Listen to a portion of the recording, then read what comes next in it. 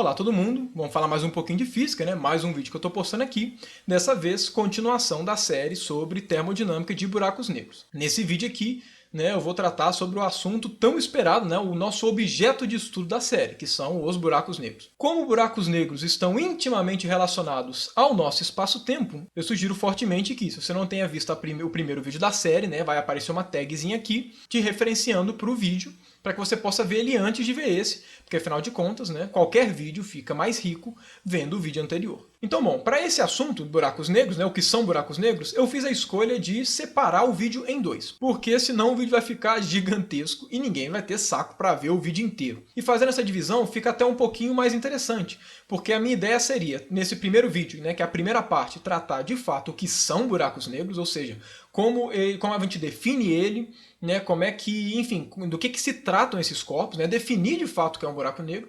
E aí, para a segunda parte, a gente veria as propriedades dos buracos negros, né, que são tão famosas e por isso que fazem com que buracos negros sejam tão estereotipados, né, tão clichês na física. Caso você esteja vendo esse vídeo em um momento que a segunda parte já exista, né, a segunda parte do que são buracos negros, eu vou deixar também uma tag aqui referenciando, mas claro, veja esse vídeo antes de ver a segunda parte, né? Para que a discussão seja muito mais rica. Então, bom, aqui é o seguinte, tem duas maneiras que eu tenho para poder abordar primeiro o que são buracos negros, e eu vou fazer uma abordagem muito semelhante à que eu fiz no último vídeo com relatividade geral. Qual que é a abordagem que eu pretendo fazer? Buracos negros são possíveis resultados finais da evolução de estrelas. Então, há estrelas com certas massas, né, depois de passar a vida delas, elas se transformam, né, elas resultam em buracos negros. Mas se eu falar sobre a evolução estelar de forma geral, eu vou gastar muito tempo aqui, como eu já gastei, né, essa é a segunda vez que eu estou gravando o vídeo. A primeira tentativa de gravação desse vídeo eu falei de evolução estelar e ficou completamente gigantesco, até peneirando tudo. E, enfim, não é o foco do nosso vídeo falar de evolução estelar. O foco do nosso vídeo é buraco negro. Por conta disso, eu vou partir do mesmo pressuposto que eu fiz no vídeo anterior de relatividade. Qual foi a premissa? Eu não segui os passos do Einstein para construir, né, o raciocínio dele que resultou na relatividade. O que eu fiz foi, dado que a relatividade existe, o que ela é, como ela se comporta. E é isso que eu vou fazer com buracos negros. Dado que buracos negros existem, do que se trata? Então eu não vou falar no processo que origina um buraco negro. Apesar dele ser rico, bem interessante, eu posso fazer um vídeo depois disso, falando de evolução estelar, mas nesse momento eu vou partir de buracos negros como buracos negros existem e o que são de fato. Sempre antes de abordar um assunto complexo, e querendo ou não, buraco negro é um assunto complexo, a própria relatividade é um assunto complexo, é interessante com que a gente olhe para o problema que a gente quer tratar de uma forma mais básica. Então o primeiro ponto é, as ideias que consistem um buraco negro, dá para eu ter uma intuição mais ou menos por alto, usando mecânica newtoniana, que é uma mecânica mais corriqueira pra gente, porque se tiver uma maneira de ver um buraco negro, né, nem que seja de forma simplificada, pela mecânica newtoniana, a gente pelo menos ganha um pouco de intuição sobre o que é a coisa quando for colocar relatividade. De fato, existe uma intuição na mecânica newtoniana do que são buracos negros. E ela até que é bem simples, e quando a gente para pra pensar, não é uma coisa de outro mundo. A mecânica newtoniana nos coloca em mãos a gravitação universal. Okay? Que passa uma relação entre qual que é a força gravitacional sentida por dois corpos massivos. A expressão da força gravitacional é essa aí que está aparecendo na tela, bem famosa, e com ela a gente consegue descrever muito bem campo gravitacional, né, a força gravitacional, para campos que sejam fracos. Quando a gente vai descrever buracos negros, por exemplo, a gente não pode usar leis de Newton, não pode usar gravitação, porque ela não funciona para corpos em que a gravidade é muito intensa, como vai ser o caso de um buraco negro, como a gente vai falar. Mas então vamos lá, como é que a gente primeiro constrói uma intuição do que deve ser um buraco negro a partir de mecânica newtoniana? Se eu estou na superfície da Terra e eu estou com uma pedra na mão, a pedra vai ser sujeita à atração gravitacional descrita pela gravitação universal. Se eu pego essa pedra e eu jogo ela para cima, evidentemente ela vai andar, vai subir, atingir uma altura máxima, vai descer e vai voltar para minha mão, como seria de se esperar, como a gente sempre estuda e como a gente testa isso o tempo inteiro, jogando coisas para cima. Agora, uma observação que a gente faz é o seguinte, quanto mais rápido eu jogo para cima, mais tempo demora para a pedra voltar na minha mão. Se a gente for analisar a expressão da gravitação, né, que é essa daqui, esse d que está embaixo do denominador, ele é a distância entre o centro da Terra e o objeto que a gente está estudando. Quanto maior a altura da pedra, menor a força gravitacional. Por conta disso, se eu começo a jogar a pedra muito, muito rápido, de forma que ela suba uma altura consideravelmente grande, ela vai começar a demorar para voltar para minha mão por dois motivos. Primeiro deles, porque quanto mais rápido eu jogo, maior a distância a pedra vai percorrer, certo? Se maior a distância a pedra vai percorrer, então a gente sabe que vai demorar mais tempo para ela voltar. Mas também ela vai começar a demorar mais tempo por um outro motivo. Quanto mais alto ela está, menor é a força que puxa ela para baixo. Então quanto mais alto eu jogar ela, menos eficiente a força gravitacional vai ser para puxar ela de volta, né, para cair em cima da minha mão. Então a pedra começa a demorar para cair por esses dois motivos. Primeiro, porque ela está, enfim, andando uma distância bem maior. E segundo, porque à medida que ela sobe, a força que puxa ela para baixo reduz. Esse raciocínio leva a gente naturalmente a uma pergunta. É possível eu jogar a pedra rápido o suficiente para que a força gravitacional não consiga puxar ela de volta para baixo? Né? Ela sempre vai fugir da força gravitacional? E a resposta é sim, é possível que isso aconteça. E a gente inclusive calcula isso no primeiro ano do ensino médio, né? Porque não é um raciocínio tão complicado. Né? Com a matemática que a gente tem no próprio colégio, a gente resolve essa questão. Para essa velocidade, que é qual velocidade eu tenho que jogar a pedra para que ela nunca mais volte na minha mão. A gente chama isso de velocidade de escape. É a velocidade que a pedra tem que ter para vencer o campo gravitacional que ela está submetida. Se você coloca as informações do nosso planeta, né, o raio do nosso planeta, a massa do nosso planeta, você vai perceber que se você quiser pegar qualquer objeto que seja e jogar para cima para que ele nunca mais volte, você tem que jogar ele para cima com uma velocidade de 11 km por segundo. É muito rápido. Porém, se você pega uma pedra e joga ela para cima com velocidade maior igual a essa, ela vai e nunca mais volta. Pelo menos em princípio, né, porque existe força de resistência do ar aqui, o ar não vai deixar, mas enfim. Né, vamos pensar num caso, enfim, sem resistência do ar, né, vamos pegar a física em torno do problema. Ou seja, sim, é possível que você jogue corpos e eles nunca mais voltam. Agora, o que isso tem a ver com um buraco negro? Eu poderia pensar a seguinte coisa. A relatividade, ela fala, relatividade especial, sem pensar em curvatura, de espaço-tempo, nem nada. Que a velocidade da luz é a maior velocidade possível no nosso universo. Isso significa que você pode tentar acelerar o quanto você quiser até a velocidade da luz, você não consegue alcançá-la. Então vamos voltar ao exemplo da velocidade de escape. Imagina que você está em um planeta e você calcula a velocidade de escape, e essa velocidade de escape dá maior do que a velocidade da luz. O que significa a velocidade de escape ser maior do que a velocidade da luz? Significa que você pode tacar a pedra com a velocidade que você quiser. A pedra sempre vai voltar. Você não consegue fazer com que a pedra saia do campo gravitacional desse planeta.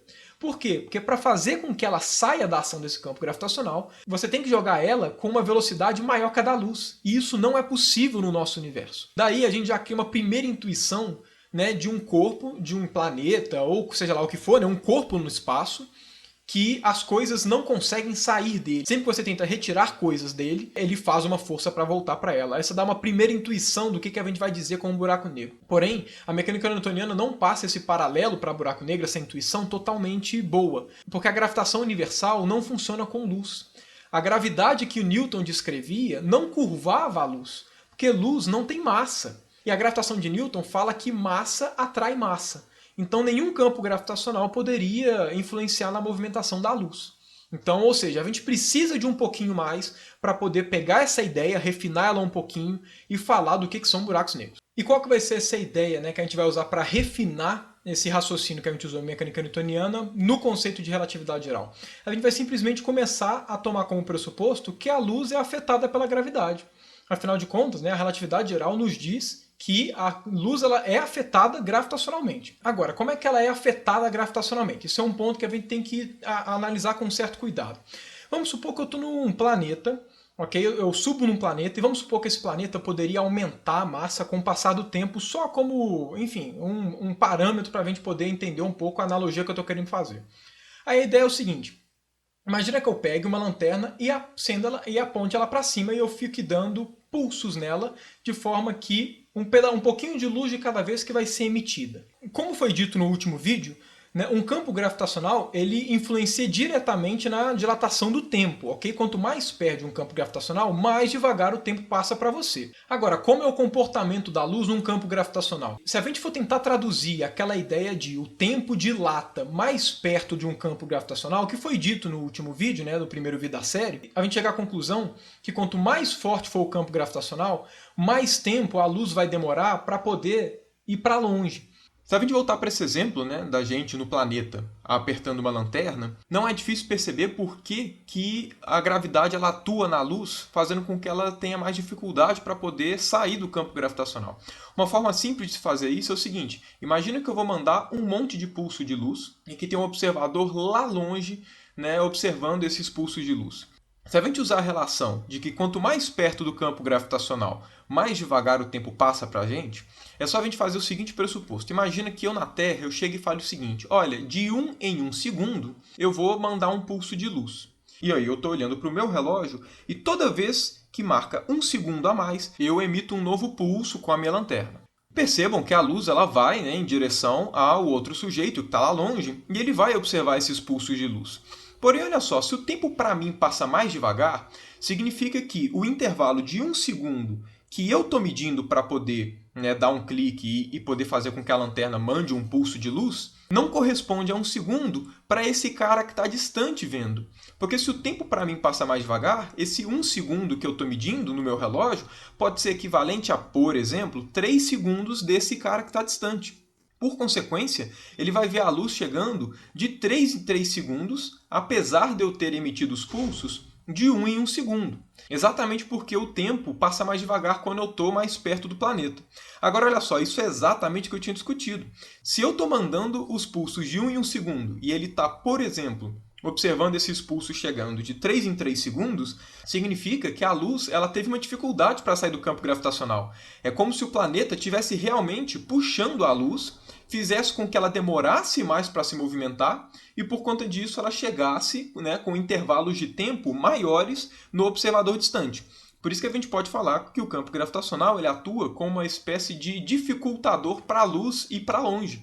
Porque à medida que a luz tenta se afastar do campo gravitacional, ele vai meio que tentar puxar. E a gente consegue interpretar isso, né, exatamente pela diferença do intervalo de tempo que o cara que está mandando a luz. Ele emite os pulsos de luz e o cara que está recebendo percebe eles. E aí vem uma das principais doideiras e que é exatamente a forma da gente construir um buraco negro.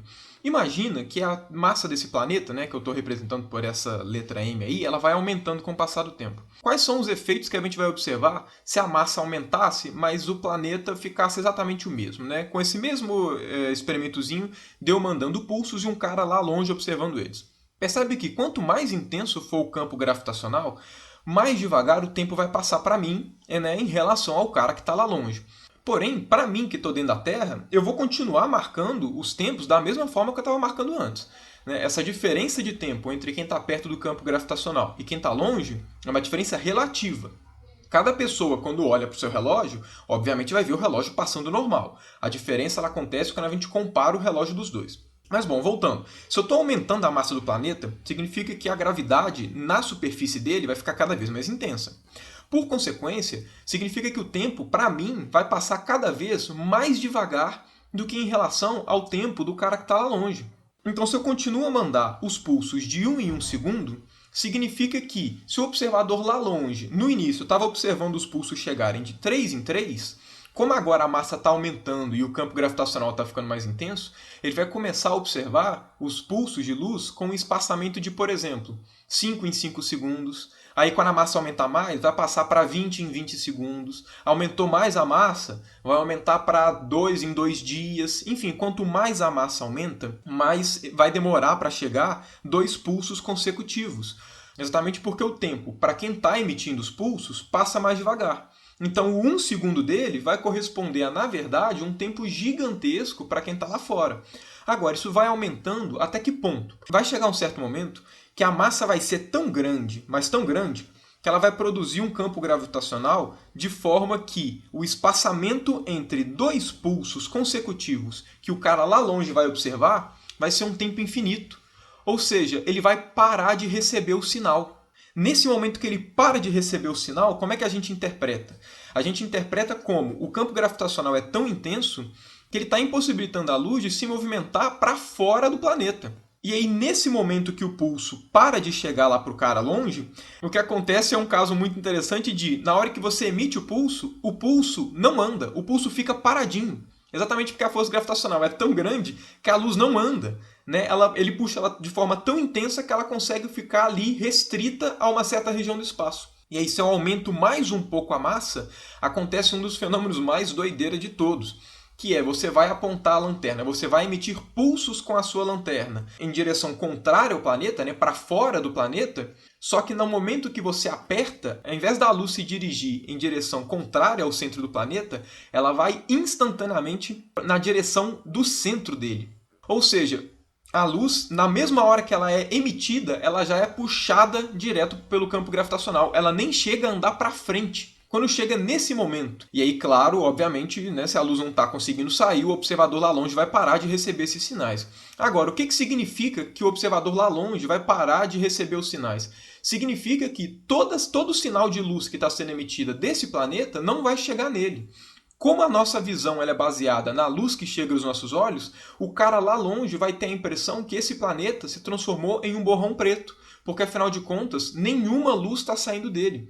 E aí ele vai enxergar simplesmente uma região preta no espaço. Essa tal região preta, que tem uma gravidade tão intensa que puxa a luz para dentro dela, é chamado de buraco negro. E aí é claro, né, quando eu disse o planeta Terra, é só para dar um exemplo, né, não faz sentido, né, obviamente, eu estar na superfície de um buraco negro. Acontece um monte de efeito esquisito, como, por exemplo, a espaghettificação, né, se você jogar no Google, você vai ver aí enfim, gente muito mais gabaritada do que eu para falar desse fenômeno e também porque não é o objetivo desse vídeo falar disso. E aí vem o ponto, né, se nem luz consegue sair, significa que nada consegue sair. Se a velocidade da luz é a maior velocidade possível, significa que a gente não consegue obter nenhuma informação lá de dentro. Porque para a gente obter qualquer informação de dentro do buraco negro, ela tem que conseguir sair. Mas a velocidade nunca vai conseguir sair, nunca vai conseguir se propagar com velocidade maior do que a velocidade da luz, porque a relatividade proíbe. E de fato a gente percebe que essa proibição realmente é real. Não dá para você vencer a velocidade da luz.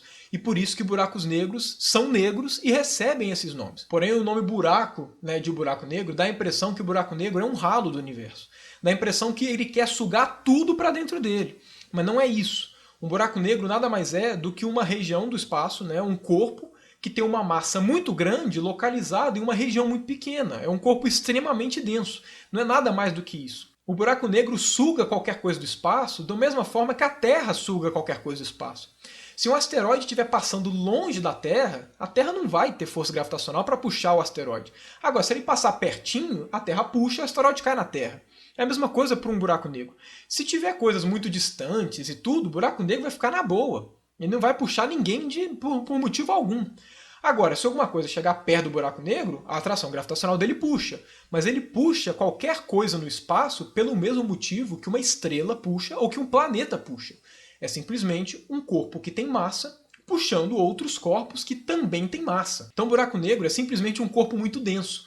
E o fato dele ser muito denso faz com que o campo gravitacional dele no seu entorno seja muito deformado. A curvatura do espaço-tempo é gigantesca perto do buraco negro. E isso faz com que apareça um monte de fenômeno interessante, que são os que a gente vai falar na semana que vem. E os efeitos que a gente vai ver no próximo vídeo, eles são específicos de algumas resoluções de buraco negro. Qual que é a ideia? Se você pega a equação de Einstein da relatividade geral, que é essa expressão daqui que eu coloquei na tela, e você pede para descrever um corpo que seja semelhante a um buraco negro, ele vai te passar duas soluções, que é a de um buraco negro em rotação ou um buraco negro paradinho. O buraco negro em rotação a gente chama de buraco negro de Kerr. E o buraco negro paradinho a gente chama de buraco negro de Schwarzschild, que foram os dois físicos que descobriram essa solução, né, que resolveram a equação de Einstein para esses dois corpos. Porém, essas duas soluções elas não servem só para buraco negro, elas servem para planetas, servem para estrelas, desde que a gente analise a parte de fora delas. Eu vou deixar isso mais claro no próximo vídeo. E um ponto também que eu tenho que deixar claro é que é o seguinte, quando o buraco negro é formado, ele tem um processo de rearranjo. Né, o buraco negro, quando ele está formando, ele dá uma mexidinha até se ajeitar na posição final dele. Quando ele ajeita na posição final dele, que ele chega nessas soluções de Kerr e de Schwarzschild. Então, que são os que a gente chama das soluções estacionárias, que são as soluções que o buraco negro, a partir do momento que chega nelas, fica daquele jeito e vida que se segue. Então, para o próximo vídeo, eu vou comentar um pouco das propriedades desses corpos, né, observando essas métricas que têm propriedades muito interessantes, que dão toda a fama que a gente dá, né, para buraco negro. Então, espero que vocês tenham gostado. Se gostaram, curtam o vídeo, né, compartilhem, inscrevam-se no canal e aguardo vocês no próximo vídeo. Um abraço!